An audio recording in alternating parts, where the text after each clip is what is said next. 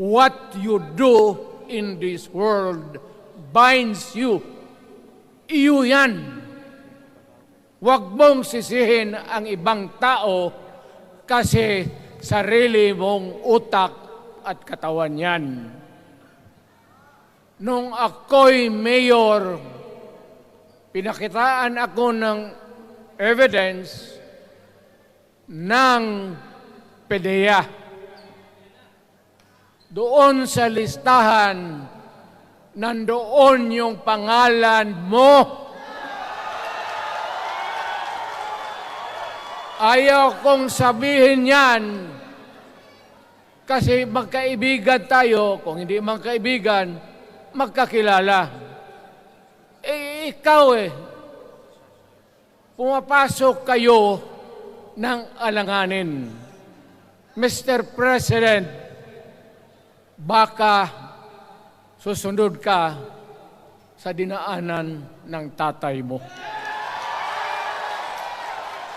Diyan ako takot. Ayaw ko mangyari sa iyo yan. Pabor lang, ako namang nagmamakaawa kasi it will divide the nation at madugo itong panahon na ito. Kayong mga military, alam ninyo yan.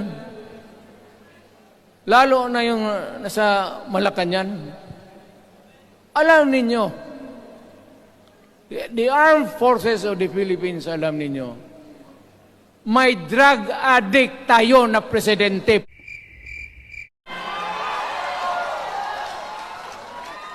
Ayun ang bakit ako nagkaroon ng kaso ng ICC. Sabi nila, pinapagpatay ko raw yung mga drug user at drug addict. Mabutit na lang, wala na ako sa pwesto, baka kasali ka pa. No, Mr. President, pinilit ninyo kami. Unang-una, baka nahirapan naman talaga si President Duterte kasi yung plataforma, kaya nanalo siya, ay federalismo. At yan, hindi lang yung amendment ng economic provisions. Ipagbabago yung buong sistema ng government. Mukhang hindi yan nakayanan. Ngayon na lang may nakuunsad na magandang move for charter amendments, baka nakikita niya na yung hindi niya magagawa, baka mangyari na ngayon, kaya baka sinisiraan niya. Pero at the very least, yun ang sinasabi ko, baka binubudol-budol din tayo noon. Diba? Kasi sinabi niya, yan ang basihan kung bakit siya naging presidente. Wala naman siyang ginawa na maayos. Sinabi din niya di ba? Diba? Pinag-usapan niya kanina, drugs. Bigyan daw siya ng 3 buwan. 6 na taon ang daming drugs pa rin. At yung nangyari dyan, ang dami ng pinatay. Kaya mag-isip-isip na lang muna siya. They say those who are in glass houses should not cast stones. Baka hindi niya alam na marami siyang kakukulangan, di ba? At sa papilyang Duterte, siguro konting galang naman sa ating mahalang presidente at saka pamilya niya. Yung pahlanon naman ninyo, ginalang naman kayo, di ba?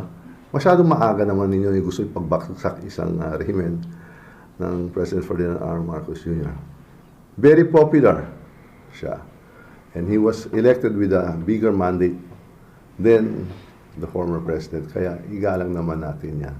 Yan po ang mandato ng taong bayan ng Pilipinas. Thank you. About po dun sa statement ni President Duterte last night sa drugs, sa People's Initiative. And on urging you to resign. Resign po.